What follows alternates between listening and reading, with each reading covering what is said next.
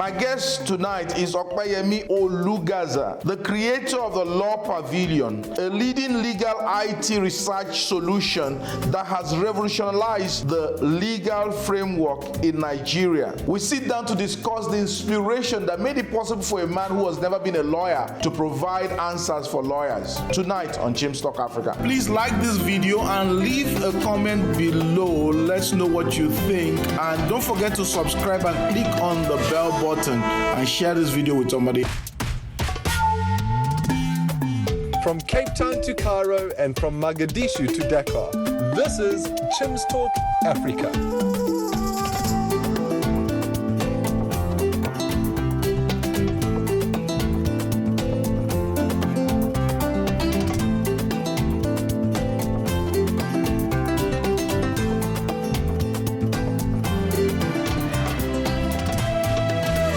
Here's your host, Chim Onyibilanma. Hi there, welcome to this segment of your show. Like I said in the introduction, my guest today is a man whose innovation has transformed the legal industry or the legal profession in Nigeria, Mr. Ope Olugasa. You're welcome to the show. Thank you very much, sir. You know, the first thing I think when I think of the invention you created, the LawPavilion, IT solution, I think of the fact that you're not a lawyer. True. And a lawyer breaking into this, a lawyer creating this kind of solution would be exceptional. But for a man who is not a lawyer to create this kind of solution for the lawyers and the judges and the whole legal profession in Nigeria, it's something beyond exceptional. Tell me, how did this inspiration come about? Okay, thank you very much, sir. Let me first say that before I even thought of this in the first place, I'd always liked law.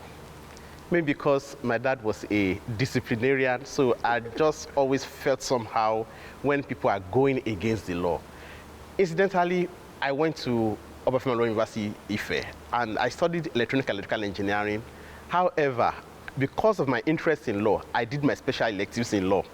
So in those days, I would read all there was SEL 001, SEL 002, you know, and even beyond that, I would just go and pick law books and read law books just to talk with the lawyers, my lawyer friends, just to argue with them. I mean, I'll be telling them about ejus dem generis rule, the literal rule, the golden rule, you know, and all those ones. I didn't know that God was preparing me for something in the future. So now to the question, one of those days I was in the banking industry, and God actually literally told me that, look, it was time that I needed to leave the place. As at then, I didn't know what I was leaving to do, but yes, I still went ahead.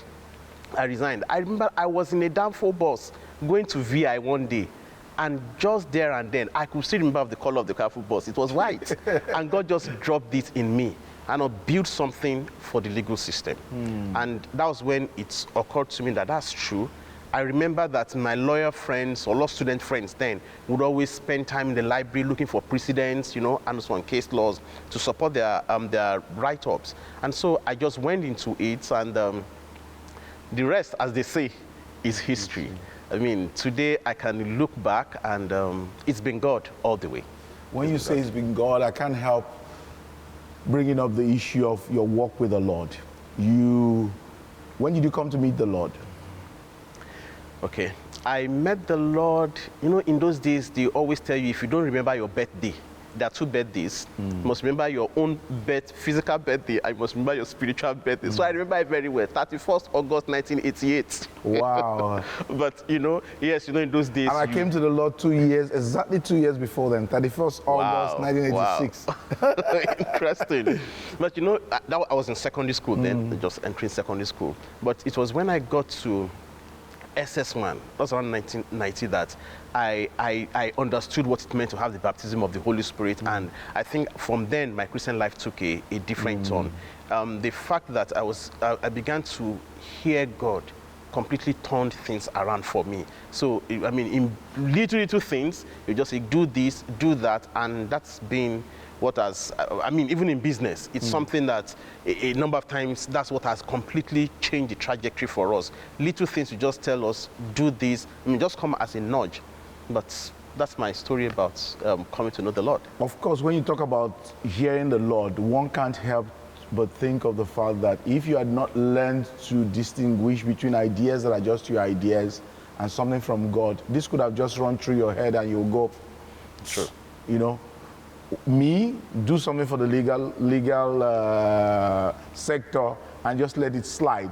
But here you are today, and not only are we thanking God for your life, but many lawyers and judges and all the rest are thanking God, or at least grateful for the kind of innovation that LawPavilion has brought. Tell me, how did you think that you as a person, like the question for me is phrased almost like, how dare you imagine that you as an outsider will be able to go into something like the legal profession? You know, if you talk about legalistic, they are the definition of legalistic. They have conservative ways of doing things. They have how they've done things over decades in the legal profession. And now here you are coming to change a lot of that. Did you anticipate, did you imagine that it was going to be easy in the beginning? And what did you face? Okay, let me start with, naturally, I don't know, somehow I like experimenting things. So even when I wanted to go to pick my career choice, as at then, my parents were advised, they were tilted more towards medicine.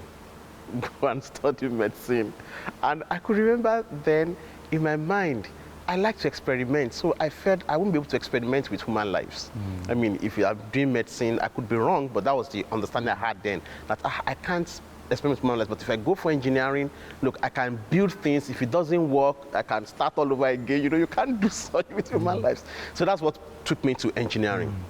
And I'd always known that my engineering is not just to just be regimented in one space. I wanted to explore. I wanted to build things. I wanted to do things that others haven't done before. In fact, naturally, I believe it's God that put it there. If I'm doing what every other person is able to do, I don't feel fulfilled. I want to do something that's a little bit difficult, that's not done before. So now coming to the legal space, when we started, actually I knew it would be a little bit challenging because I was an outsider from the industry. But okay, let me say, I didn't know it would be this challenging. It was such that even when we started, I can remember it was NBA conference, the first time we launched in 2007 in Ilorin. At the conference, you know, we got there and we were introducing lawyers to electronic law reports. And then a number of lawyers came to our stand and they made fun of us that, look, this is not possible. You can't, I mean, as lawyers, we are conservative. We must read our books. That's how we were taught, you know, and I smiled. In fact, one of them said that, look, he called the name of one judge and said, look, if you are telling me that I will get to the front of this judge and I will say, my Lord, it's an electronic law report, then my Lord will send me out of court. I smiled and I said, yes, I know. This is not a sprint. Is a marathon. I mean, it was clear to me that it's not something that will happen in one day or in 1 year. Now, fast forward, over the years, it happened that it's even the judges that embraced it much faster than the lawyers. And the moment the judges embraced it, oh, the lawyers began to follow suit. And I'm very happy, I'm glad, and more importantly, I'm very grateful to God that, yes, we've made a change, an impact in the industry. But the real driving force is not necessarily about the making lawyers adopt electronic reports. It's actually the question of justice. And just permit me, let me say this a little. I heard somewhere, and I strongly believe it, that poverty is not absence of resources. It's not lack of resources, but it's absence of justice. So a number of times you watch any developed country, any developed nation, that things are thriving, that the business environment is moving very well, is because they have a very efficient justice system. So for us, I mean, for me, the first thing that came to my mind is, how can we solve the inefficiency in the justice system in Nigeria? And that's what made us, okay, let's look at it. What's the issues? What are the issues we are having? I realized that, okay, as I said, God dropped it first in my mind that, look, the legal system was largely manually driven. So we felt that, okay, how can we automate this legal system? They spend so much of their time, lawyers spend time, at least about 50% of time, 40 to 60% of time looking for authorities, doing research, looking for legal information, and which we think is a very wonderful job. We just felt that, okay, if we are able to make that a little bit more efficient, they'll be able to render speedy service to their clients. Judges as well spend so much time researching, all the submissions, they have to research it and then distill the actual position of the law. If we can help them, give them a solution that will help them do that, speed it up, then the common man on the street will get justice faster and more easily. And those are the things that we're doing. The challenges we face, quite a number of them, from the challenge of funding to the challenge of getting the skilled staff, which I'm very grateful I have quite a number of them. And much more importantly, let me just code it, the challenge of the Nigerian factor. I'm sorry, but it's Please something that important. a lot of businesses face, and especially if you really want to be ethical. I mean, we've had several situations where we've had contracts given to other people, and all on the basis of, are you going to inflate the price or are you going to do this? And everybody in the organization knows that we are first ethical before we go after the money. So most of these, we will always turn them down. But God has been faithful. That's what I would say. And well, maybe as the interview goes, we still talk more about some of this those is challenges. an important point you're bringing up, then I would love us to talk a bit more about Okay. it. But one of the questions running through my mind is that for you to even start this, if I understand LawPavilion, it gives Yes, you sir. access to lawyers and legal professionals and judges and all that to be able to do what you said. Yes, sir. Access information, process information at a faster, more efficient speed than they used to do, so as to be able to deliver justice and law, faster. Now, for you to be able to have access to all of the data, the law reports from way back, how did you get that done? I mean, I'm just assuming that it's not there for the taking by everybody. No. So when we started, we first went to the Supreme Court to get permission from, authorization from them. Fortunately, at a point, I think my dad linked me with one Supreme Court justice to just make an inquiry, what's even going on. And incidentally, at that time, I was able to meet with the then head of IT and said, they're also looking into such projects. So candidly, the moment he told me that they were looking into such projects, I felt discouraged that, so why am I doing it when they will start doing it? But I give it to my brother. He's now a professor of law, interestingly. My brother told me that, Ope, do you think government can really do this? Wow. That it will take the private entrepreneurship mind to get it done because it's a long haul. And I felt, okay, if God is telling me to do it, and of course, here is, you are in the profession, and you're saying we should go ahead, we decided to go on. We had to apply, we had to get the hard copies of the judgments, we had to spend days, years. In fact, when we started, it took us about 3 years to even come to the market because we had to keep scanning the judgments, proofreading them, converting them to database, building the solution. But it took us a long, in fact, to be able to get those, because all those records were largely undigitized. So we first had to take about 3 years digitizing all these records, and we went as far back as 1960 till date, because we felt it's important we have a good comprehensive compilation of judgments. And well, thank God today we still have the largest compilation of such. Yeah, it took a long time, and as I still speak to you, we're still scanning, we're still digitizing, we're still going over and over it again, and we're happy doing it. Let's talk a bit more about, because what people don't understand is how much goes into pioneering. The amount of discouragement, you've mentioned a few. You mentioned people laughing at the possibility of you bringing about any change. We sit down today and we look at the change that LawPavilion has brought. Maybe we'll talk about the changes first of all. What has significantly changed with LawPavilion's entrance into the legal space? First, a number of lawyers come to us today and they just say, thank you.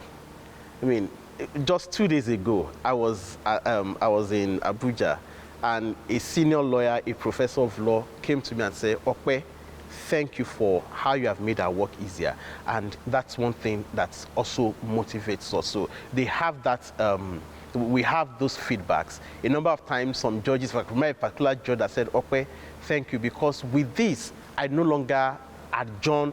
In some cases, I give bench ruling. Immediately the matter comes in. In fact, there was one I was telling that, look, two lawyers were arguing on a particular matter that she did not even know anything really about, but all she just did was put in, with a laptop in court, put in the issue of law on LawPavilion, and then it gave her about 20 authorities. So she allowed the lawyers to argue back and forth. And they said, counsel, have you considered this case of this case of this? And all of them are just like, this must be a witch. How did she know all these cases? No, we see that, but in empirical data, I did a little comparison. In 2012, and that was when Court of Appeal officially bought LawPavilion for all the judges. And part of that was to help see how they can, to ensure speedy delivery of judgment, but more importantly, to also help cross-fertilization of ideas, such that when the judgment is delivered, let's say Sokoto division, the judge in Calabar division can quickly see it within 48 hours, and then when the judge in Calabar is delivering a judgment, is not in conflict or at variance with what the established precedents. So we did that, and then they graciously started using it. And I went back to check the statistics. In the space of 10 years, the pace at which each judge delivered judgments increased by 3 times. Wow. Yeah, times 3. And I looked at it, and at times when we consider this, we're happy that, thank God, there is an impact in the industry. There is still a whole lot to be done. We're still, in fact, right now, we're introducing AI to both justice delivery for judges to use and even for lawyers. But at least we are seeing some baby steps that have been taken. We're seeing some impacts that have been made in the industry, and we're happy to be part of that by the grace of God. 3 times faster is not baby step. Because I'm thinking of the ordinary citizen at the receiving end. Imagine being able to, instead of waiting 3 years or 10 years, getting your judgment, getting justice faster, getting relief, getting that money that was owed to you and all that. And I'm thinking of the end user, because what you're doing is not just making the legal, like you said in the beginning, it's actually giving justice to the masses. Yes. And I've been studying the book of Exodus in recent times, and many of the things you're saying this morning just ties up with the things I'm saying. First of all, there's the issue of how you got the idea. And I think of Moses' parents. They didn't hear an angel, they didn't get one big vision. They just got a thought that this boy is a godly boy, and don't let him be killed. It was more convenient to bow to Pharaoh and just let it go, but they didn't let that idea go. It's more convenient to just, like you said when you went to the court there and you said they're still doing this, why should I bother? But you didn't let the idea go. And I think there are many viewers also who God is dropping ideas into their mind, and they need to be conscious that God speaks to us like that. And sometimes it's powerful, life-changing things that God is dropping into our mind, because who could have imagined that thought you had in that public transport that day is changing the public in this way? And who could have imagined that the thought that parents of Moses had is going to produce Moses, the lawgiver? And then the second thing, of course, is Moses later on, and just the discouragement he faced and the things that came against him as he tried to pursue another God-given vision. You've talked a bit about the challenges you faced. You've mentioned them. You talked about finances and all that. But can you take us back a bit about some of those, moments when you felt like it's better I just stop here. It's best maybe and then changes that God brought. There are so many Give moments. us a few, please. So many moments. So the first one is the fact that when we were starting LawPavilion, I had absolutely nothing. In fact, it was so funny when I left the bank. The first month, I knew someone had told me before that if what you have is not enough, then it's a seed. So we were in church that day, and I can't remember if we were training fundraising or something, and then I just started to empty everything I had and say, God, this is a seed. So I gave everything. So on our way back home, I was just telling my wife that, I have dropped everything, it's a seed. And she looked at me and said, and she was just about telling me that she too dropped everything, that it was a seed. And, you know, we both agreed that, look, God is the one that will sustain us. Having said that, you know, it's easier said in the beginning. Yeah.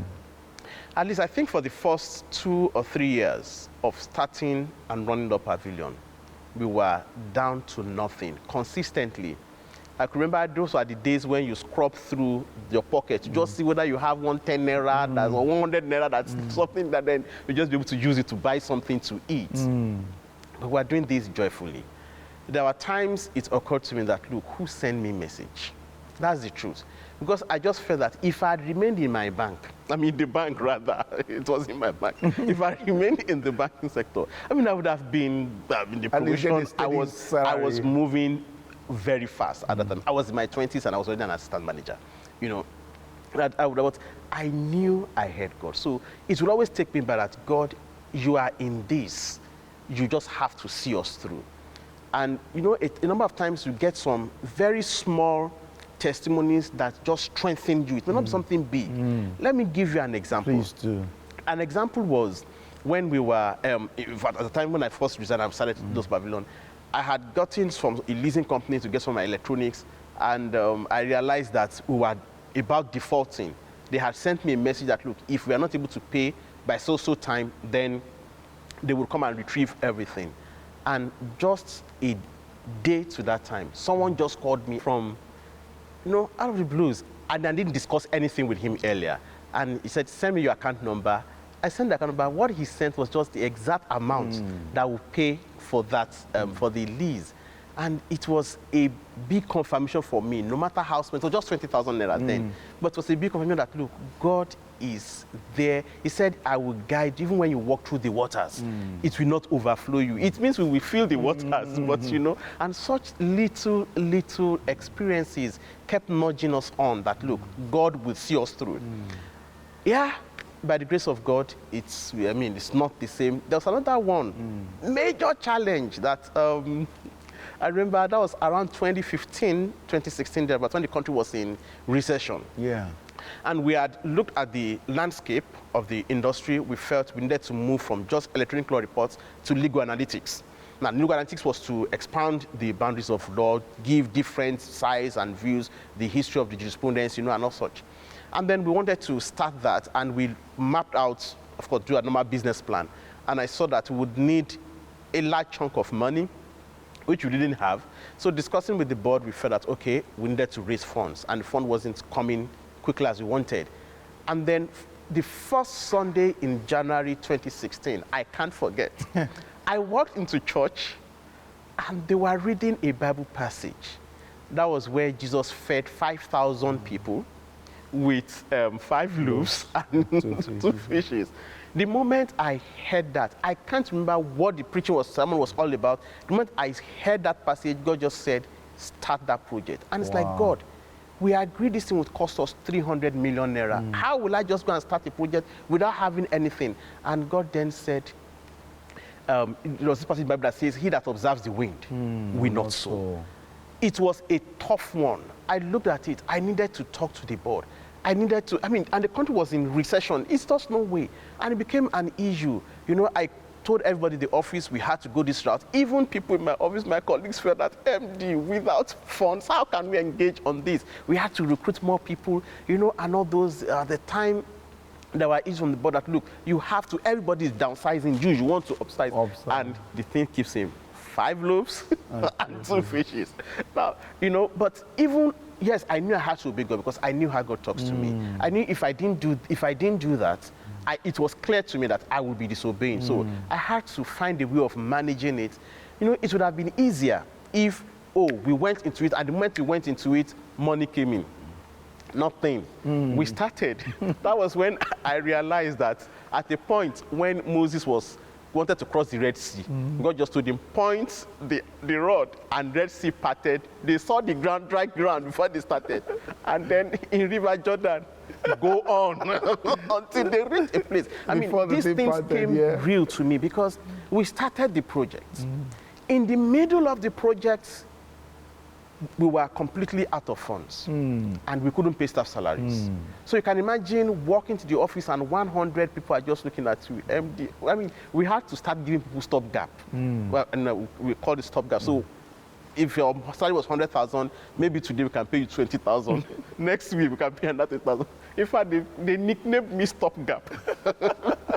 You know, it was tough, and I would go back to God. God, but you said we should do this. And I kept getting that confirmation, go ahead. At the point when we had issues, nobody was really, no, okay, you must stop this and this and that. It got to a point, candidly, I had to say, okay, I can't disobey God, and I also don't want to be as if I'm stubborn to the board. Okay, let me leave the scene. And it was then I sent my resignation letter. That I'm sorry, this is what God is asking me to do. If you feel it's otherwise, then this is what I can do.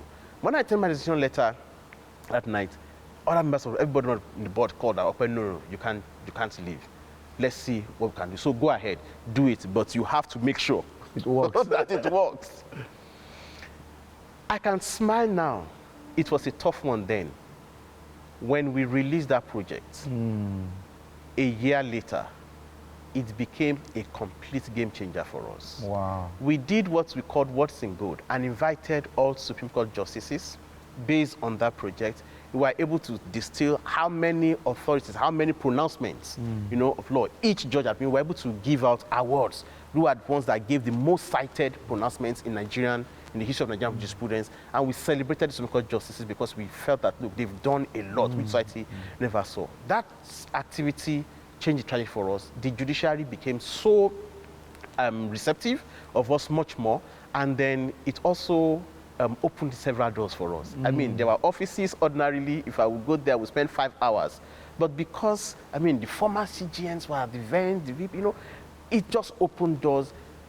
Again, by the time we launched fully, it just changed the narratives between us and our competitors. And since then, it's almost as if we were having almost a monopoly. And I look back and it's like, God, this could only have been you. And I felt that was a big moment for me. Wow. There have been several ones, but that one is like in gold in my mind. Because I felt that at times when God leads us, He doesn't tell us how long it will take. True. He doesn't tell us the challenges we meet along the way. Yes, I just paraphrased it. I know. But God was there. Wow. Within that period, we had to go for NBA conference, and at times where God leads. We wanted to take about 70 of us because we were doing something for the conference, at the conference then. And it's like, God, we don't have money to execute this conference. And God said, go. It was still in the middle of all these developments. Yeah. God said, go. And it's like, God, how can I go? The only money I have is to pay for bus, rent a bus, and take these people there. Their hotel accommodation, their feeding, everything. I didn't have it. And God said, go. Okay. We began to plan.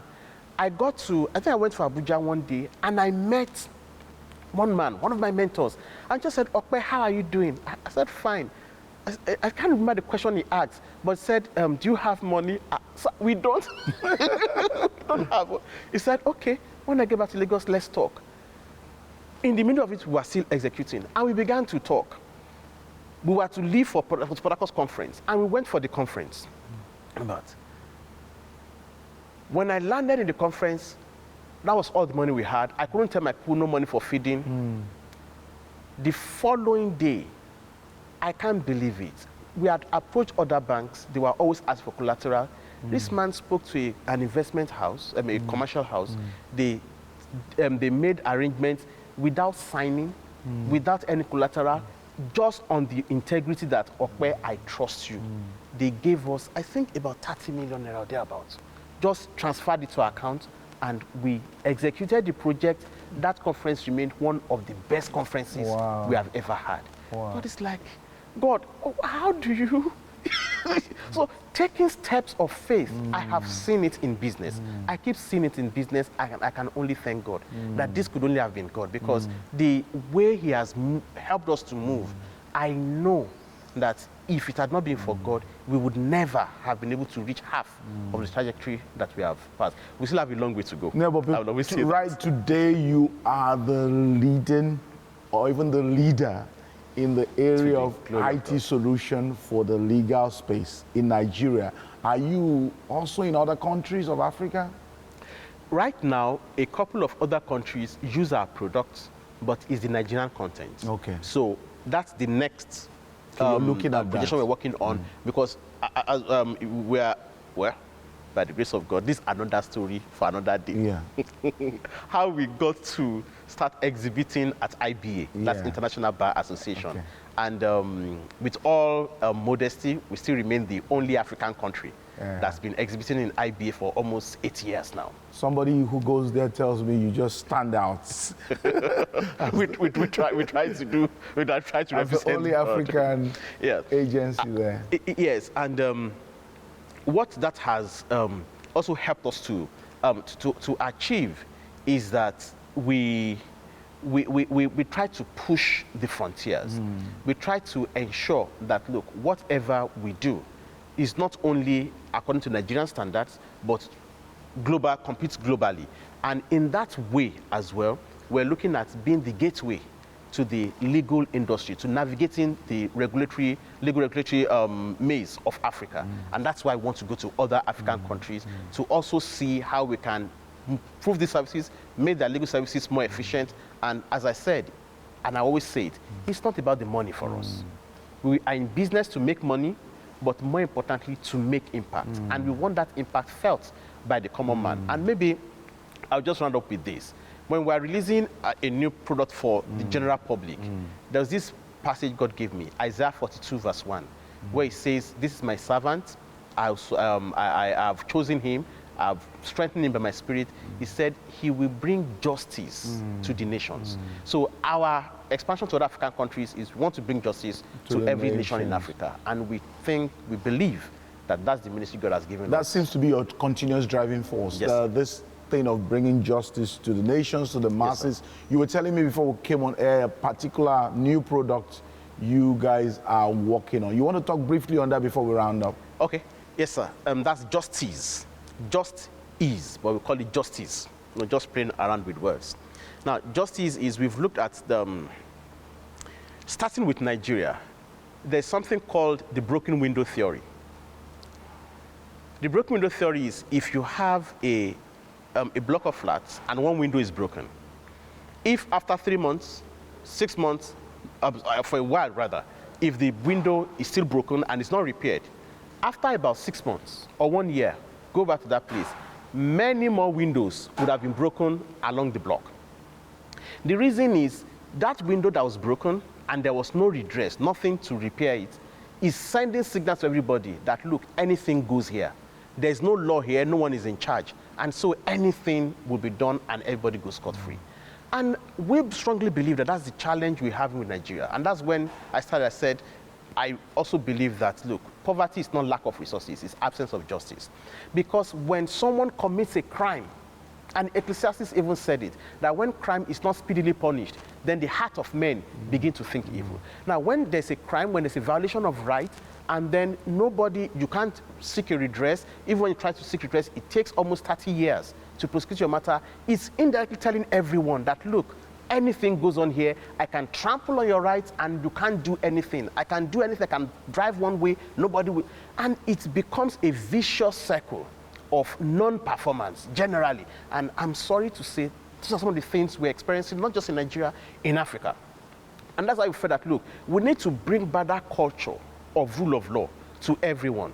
Number one, let everyone know their rights. Let everyone understand their rights. Then it's not only to know your rights, at the same time, when you know your rights, you also have a channel to report violation of such rights. And then it will be followed up. The regulatory, the regulatory agencies. So I walk into an hospital, for example, and I'm poorly treated. I mean, I've had several of such cases. I don't know who to report to. The general public should be able to know that, look, I can report to so-so regulatory agency, and in different, within school or whatever. That's what we try to link people to, let them know their rights, let them know what the position of law is in a simple way, and then if they are violated, they can report to right people. And then we're actually having something that we call the Justice Dashboard.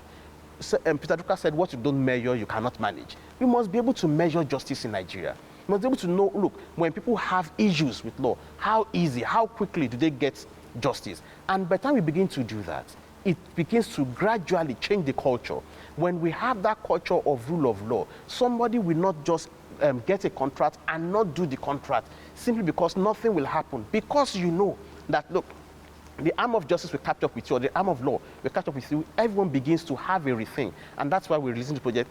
At the same time, there's also the part of the criminal justice system in Nigeria, wherein it's actually, crime happens most of the time in darkness, in secrecy.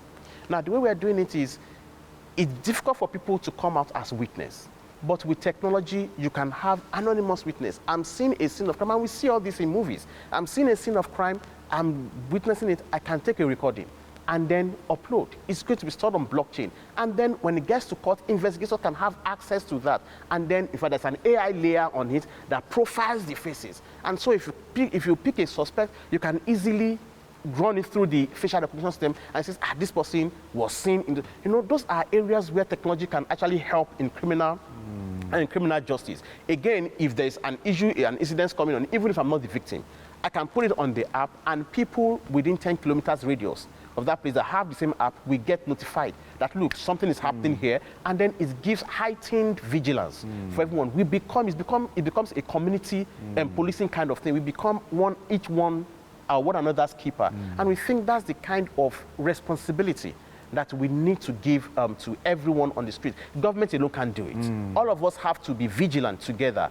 And for us, that's part of making things easy for us Nigerians. And I believe it's Nigerians that will solve the problem of Nigerians. Wow. And I believe justice is the foundation. In fact, the Bible says that the throne of God is built on the foundation of justice and righteousness. And this is what we want to do. The kingdom of God will come to Nigeria, and we are trusting God to help us. It's been a long road, but... Wow. As we close, I think of, you said Africans are the ones that bring the solution for Africans. And you think of many, many young people across the continent as you travel around without job, without hope. And yet your story is saying that maybe the ideas God is planting in the hearts of many, and they need to wake up to those ideas. They need to, perhaps it's the connection with God, being able to hear God, being able to grab those ideas, and being able to go through the toughness of paying the price, even that thing of like having zero and just going on. I mean, that's been quite inspiring today, hearing about going on with, because people say, where do I get the money? And you're saying, just do it. Just keep going and keep going and keep going. And I want that to really inspire people. But thank you so much for sharing your story. Before we go, would you look into the camera and say your last words to our viewers? I mean, there are people watching their different levels. Here you are, a young man who decided to change things, and you have changed things in the legal space, landscape, and you have brought solutions that many are thanking God for. Yet it started with one idea. Would you please give your last word to those who are watching? Okay, thank you, sir. What I would say is what I heard someone say in one birthday. He said the cry of any newborn baby is a solution to one problem on earth. It's for every one of us to understand what solution our cry is meant to solve. It might not be easy, it might be tough, but please make sure you find that problem and you solve it. It was one of these American presidents, former presidents, that said, do not think of what the state can do for you, but think of what you can do for the state. I'm taking the words of Nigerian national anthem, "Arise, O compatriots." It's important that, yes, we can seek greener pastures, but God did not make mistake dropping us in Nigeria. Not on my turf, within my own lifetime, by the grace of God, I want to see how I can make Nigeria much better than I met it. I can't solve all the problems, but the little area where I know this is my cry that God has put in my mouth, I want to solve it. And I will encourage every one of us, let's look inwards. We can solve Nigeria's problem. People can begin to come to Nigeria because we decided to do something. And that's it. In your own little space, in your own little corner, make a change, make a mark, and heavens will reward you for it. Wow, wow. Thank you so much, Ope. We'll be speaking to Ope Olugasa, and he's the founder of the LawPavilion IT solution that the legal industry uses in Nigeria, and hopefully, like he said, will soon be rolled out in other nations. And what a beautiful way to wrap up this discussion, because you are basically saying we all have been put here to solve a problem. Find the problem you're supposed to solve, and that's why you're here. Thank you so much, Ope, for coming. And thank you for what you're doing for this country and for the continent. Thank you, sir. God bless you. And you too. And thank you so much for joining us this week. We'll see you next week. Please like this video and leave a comment below. Let's know what you think. And don't forget to subscribe and click on the bell button and share this video with somebody.